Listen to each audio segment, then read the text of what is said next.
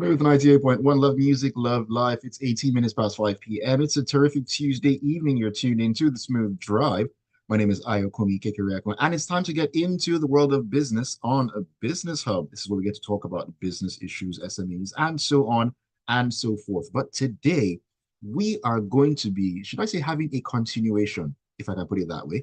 Now, yesterday on the marketplace, we looked at Nigeria's industrial goods sector with Vertiva Capital Management. And today, we're going to take a look at the consumer goods sector. Yes, this is continuation. Yesterday was industrial goods. Today, we're talking about consumer goods. And joining me to have this conversation is Oluebube Nwosu. He is a consumer goods analyst at Vertiva. Very good evening to you, Oluebube. Welcome to Business Hub. Thank you very much, Ayo. It's a pleasure to be here. Absolutely fantastic to have you as well. And to all our amazing listeners out there, you can be part of Business Hub by sending your thoughts into us on WhatsApp, any questions you might have, any experiences you might have concerning the conversation. We'd love to hear your thoughts and love to hear from you as well. The WhatsApp number is 0809 440 981. 0809 440 981. You can also join us on YouTube where we're streaming live at Smooth 981 FM Lagos. All right, let's get into it. So, Oluebube, can you talk us through the macroeconomic headwinds that are facing the consumer goods sector right now? Yeah, sure. Thank you very much for that question. And thank you once again for having me here. So the consumer goods sector, as a part of the broader manufacturing sector, like you rightly mentioned, has faced significant macroeconomic headwinds. And two of those would be the FX challenge as well as inflation. FX challenge, just to recap on it, is the fact that the Naira has been devalued a couple of times, recently, and generally we've seen it decline for years in the parallel market. And in the past year, we now saw it officially get devalued. As early last year in the official market, you were still having the Naira for about 450 Naira, and today it's over 1,500.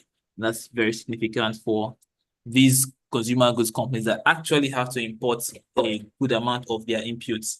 Secondly is inflation, and this affects both cost and demand. On the demand end, where inflation is general, not just to one particular sector, it means that consumers are facing higher prices across board, and that just simply means them reprioritizing their budget, and that would definitely affect the volumes being sold by consumer goods companies. The inflation also affects their own inputs, from labor to transportation and every other thing. So that would mean they are facing an increased cost of production as well. So these are the two major economic headwinds that they've had to deal with in recent years, and more so in the past 1 year, and then of course the past half year this year.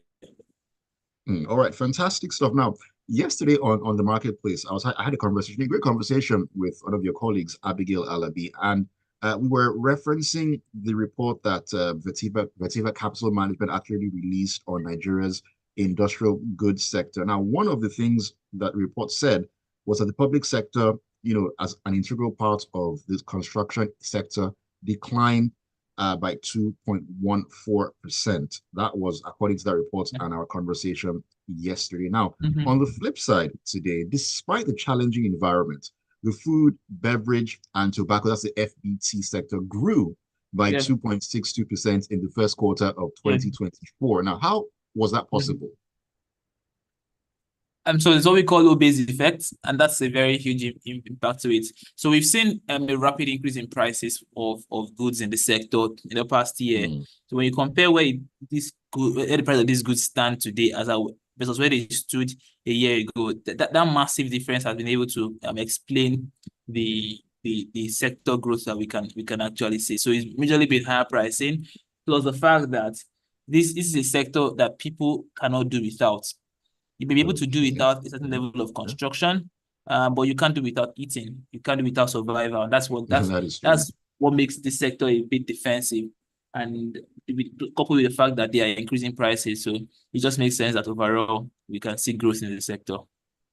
Okay, but just on an aside, kind of here, 2.62% growth.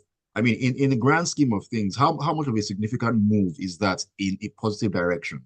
Now, it's not very significant given the fact that Nigeria has a young population, which means you should be heavy on consumption. So typically, it Hmm. should have been doing double digits in that space. Oh wow, double digits as opposed to 2.62%. Now Yeah, that is saying something. Okay, yeah. now let's talk about power. Now, how would you rank erratic electric supply, FX scarcity, high inflation, multiple taxation, and insecurity? I know it's a mouthful. When it comes hmm to challenges facing the consumer goods sector, I mean, if you had to do it like a top five, how would you rank each of them and why Okay. would you? So I'd say number one has to be the FX, FX scarcity, and then of course Naira devaluation.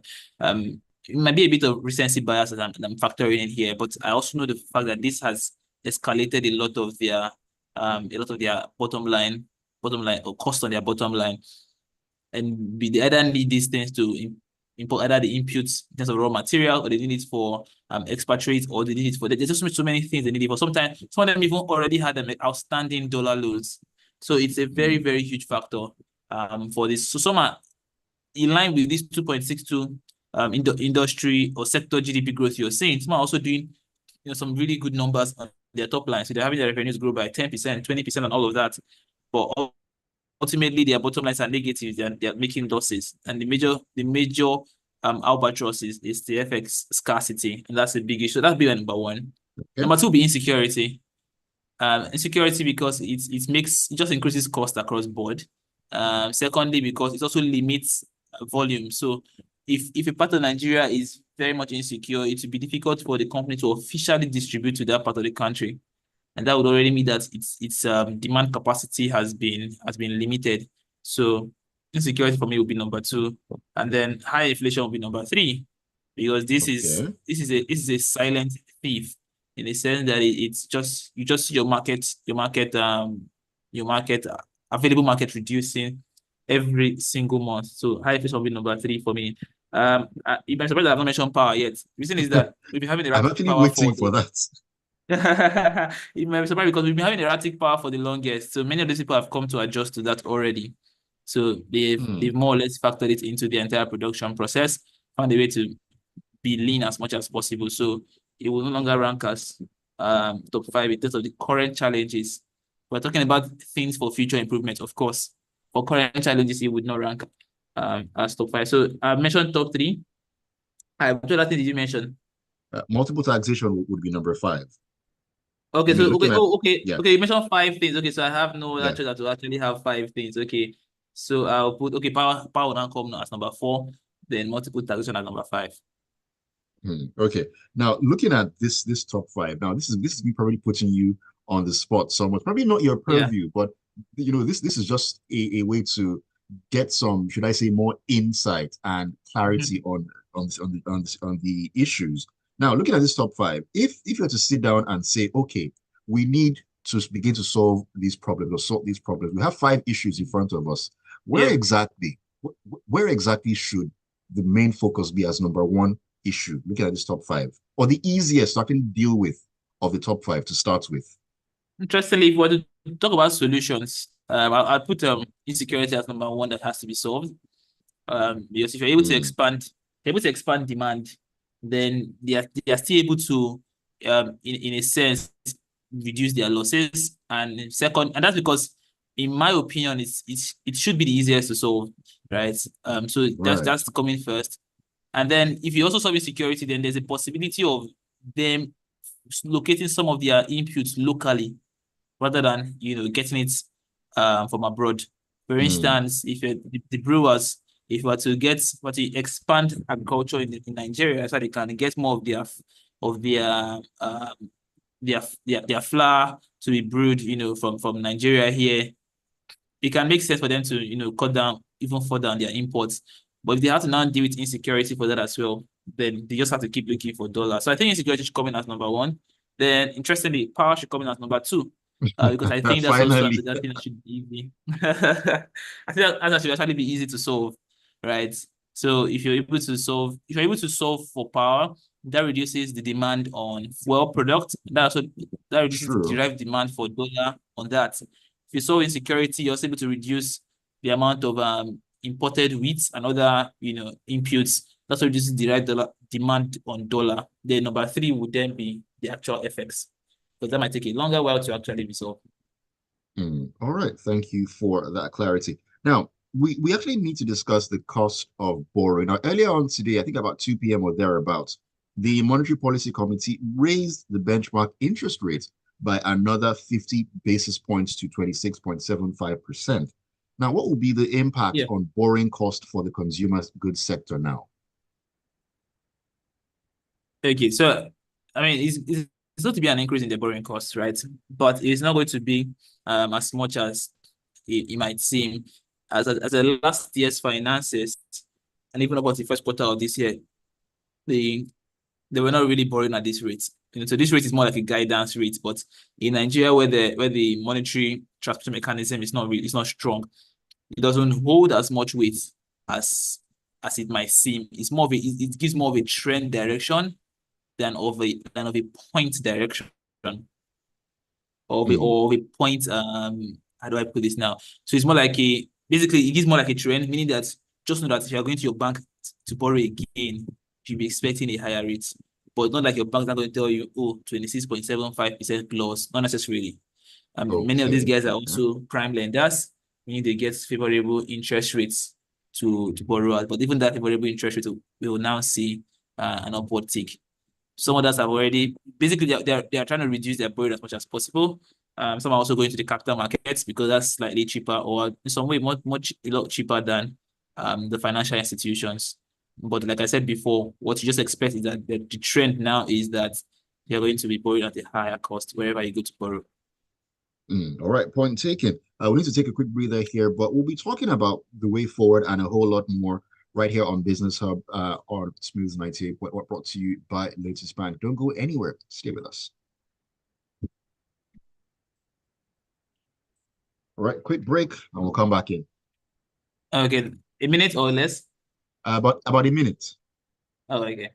Yeah, need to get some water. I'll be back. All right.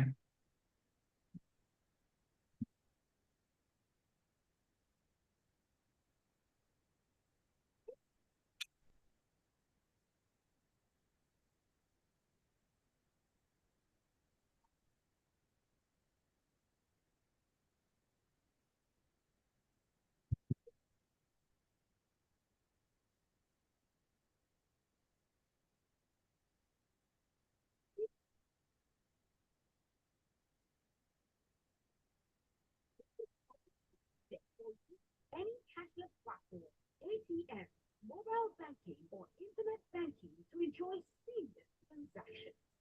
Contact our 24/7 call center. Dial 07000 Lotus Bank, which is 07056887265, or visit www.lotusbank.com. Lotus Bank. Partner. Progress. Prosper.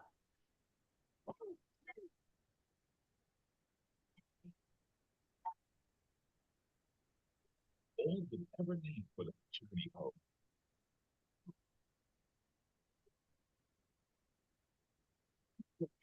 Here on 98.1.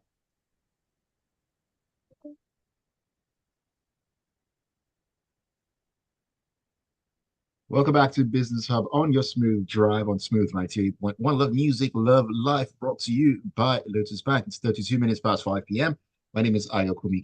I'm having a great conversation this evening with my very, very special guest in the person of Oluebube Nwosu. He is a consumer goods analyst at Vertiva Capital Management Limited, and we've been talking about Nigeria's second quarter 2024 consumer goods outlook, the continuation of the discussion that we had yesterday on the marketplace. We looked at the industrial goods sector. So, kind of brother and sister, something like that. But anyways, you can be part of the conversation by sending your thoughts into us on WhatsApp on 0809 440 981. 0809 440 981. You can also join us on YouTube where we're streaming live at Smooth 981 FM Lagos. All right, Oluebube, welcome back to the show. And Thank we've been you. having quite an interesting discussion here, looking at the consumer goods sector. We talked about the issues that the challenges facing the sector, which you gracefully or graciously ranked top five, as well as the interest rate, which has been actually taken up by 50 basis points by the Monetary Policy Committee of the central bank. Now, what exactly is the way forward? I mean, can consumer goods players keep raising prices in order to keep their heads above water and stay alive? Yes, that's a short answer. Yes, that's short because it really is a short answer. It really is a short answer. The company's first priority is to stay alive, right? Second priority, make profits. Third priority, increase shareholders' value. I'm not sure at what point priority of the consumer comes in actually, or your pocket comes in, right? But that's the idea of the business. So they have to keep raising prices. They cannot, and it's not just because, like I said before, stay alive, make profits, then shareholder value. And right now, for many of them, is staying alive. That's the first, that's a current concern. And until we see, thankfully, we've seen a bit of stability in the FX market in the past 2 months. If that Right. is sustained, then we expect them to, go beyond the staying alive stage by the fourth quarter of this year and begin to think about profits. But then that would also mean for the consumer that we will not see a slowdown in the price increases or the pace of increasing prices. But yes, if their costs continue to go up, then their prices will also have to go up. But man, if the prices are actually going up, I mean, what does this all mean for the consumer whose disposable income keeps shrinking by the day? I mean, yes, the business needs to stay alive and all that, raise prices, but those who need to buy the products to keep the company alive, they don't have money. The disposable income, I mean, that's where the companies now have to make a decision. So what we've seen in the past half year and even from the end of 2023 was that many are allowing their margins to shrink. And that simply means if my costs increases by 100%, I'll increase my price by 80%. So I'm taking a bit I'm taking more of the hit than I'm giving to my consumers. That's what we saw some of these companies do as well. We've seen them continue to do that even in this year. I expect them to do that till the end of this year. But on the other hand, they're also willing to let go of some demand or some volumes. I mean, in the first half of the year, we saw Nigerian Breweries shut down 2 of its plants. That's just showing that they've had reduced volumes. And rather than keeping those plants running, they just ultimately reduce production. All right. Now, I'm going to ask you 2 questions. This is a two in one. Now, number one, is shrinkflation likely to continue in Nigeria? And number 2, is it sustainable? And I ask this because shrinkflation is actually real. I mean, using bread as an example, the quote unquote agege bread right now, it feels like a pillow, or let's say a cloud on your hand. You can squeeze it and it's rolled into a ball. It's like there's nothing in the middle. I mean, trying to, should I say, maintain the price, but the quality. Your thoughts on this? Okay, so shrinkflation, are we going to keep seeing it? Yes, it's still part of the price increases. So yeah, it's just a way. So the consumer goods companies refer to this as product optimization. They have all manner of strategic names for things like this. And it's a mix of psychology, it's a mix of marketing, and a mix of just plain economics. So if my product was 100 naira before, and my cost of production was 70 naira, now my cost of production is 150 naira. Meaning my own price should now be somewhere around probably 225. And I don't want to do that because it will be a very huge jump for my customers. What do? I take it to like 170, 175, and I'll reduce the size, change 1 or 2 of the inputs that are to cheaper inputs, or remove an input that probably does not ultimately affect the taste or something else, and I'm fine that way. So I've just been able to marry different strategies to avoid getting my price up to 225, and that's what we're just seeing happening. And like I said before, it will really keep happening, but we don't expect it to be at the same aggressive, let me use the word aggressive level we saw in the past 1 year, because we've seen a sort of stability in the FX market, which majorly affects them. And we've also seen that the jumps in inflation month on month is also reducing. All right, interesting take. Now, some people, I've spoken to some people at different times where, because of shrinkflation, they've been so annoyed with some of the products that they've bought and all that, and they've said a certain thing, which I'll bring to your attention, and I need to know if it's possible or probable. Now, they say that for certain products that they don't mind a situation where that product quality remains the same.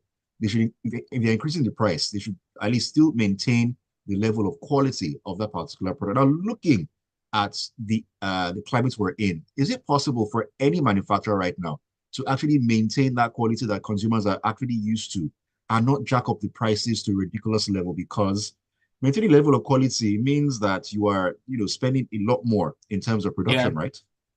So it's not impossible. The question again has to do with business. How many people can afford the new price that would be the new price point if the quality is still maintained? And you look at it generally, from everything, from transportation to even restaurants to every single thing. So if I say that I'm looking for a very good example, maybe the most premium conflicts, or any of the Of those, cereals right, brands, right. the most premium one, maybe it was 5,000 naira before for a 500-gram pack, and now prices of everything is going up. If you should grow up proportionately as it ought to, and don't forget the fact that when they're increasing prices, they're not just increasing prices for their increased costs. They're also increasing prices for their expected future increase in cost. It's also a strategy Okay. to preserve capital without having to go to the banks to get even more loan to keep up their level of production. So that's why you're seeing some really crazy price increases. So when they do that, they have to now consider the fact that if it now comes to, let's say, 15,000 naira, and if I was Okay. having like 10,000 orders in a month before, if I moved to 15,000 naira for one pack, how many orders can I still get? If my orders are going to drop drastically to, say, just 1,000, I have to do the math. 1,000 times 15,000, and I compare what I was doing before, 5,000 times 10,000. If the difference is too much, I begin to now bring it down a bit. If I bring the price to Okay. 10,000, can I still maintain, say, 7,000 orders? If I can maintain, okay, that's a good price point. I would now fine-tune my entire production process to keep my cost below 10,000. That might require me reducing quality. And that's what we've seen in Interesting. some of these products they're talking about. Very, very, very interesting take. And it's so funny that you used cereal as an example, because I mean, I've been used to buying certain brands of cereal, but now to a degree, I don't even buy certain cereals anymore. And the ones that I still buy, Yeah. the brand has changed though, because what? I mean, those brands you look at before and say, nah, can't do this. Right now, they are the apples of our eyes, going forward Yeah. in the markets right now. It is absolutely wild what is going on out there. But bringing things back here, are bailouts a realistic request for consumer goods firms right now? I mean, they are realistic. I mean, some people say, "Oh, that's not how you should see it in terms of mainstream economics," but it doesn't have to necessarily be direct transfers, cash transfers. We've seen some of these firms request for tax breaks. We've seen some requests for preferential treatment at the FX window. We see some requests for some sort of guaranteed power supply from the grid to reduce their power Okay. costs.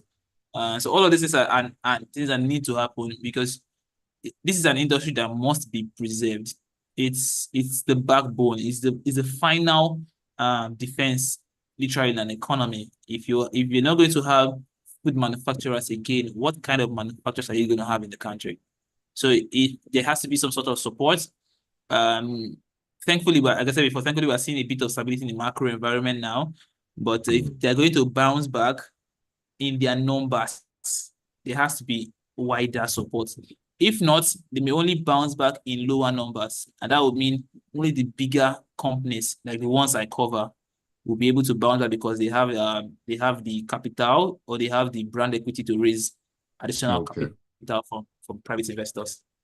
Okay. Now, talking about these companies, big or even small, do you see any more consumer goods firms exiting Nigeria? I mean, in the last couple of months and or a year or Yeah. thereabouts, different companies have left the country for various reasons. But do you see more of consumer goods companies leaving the country?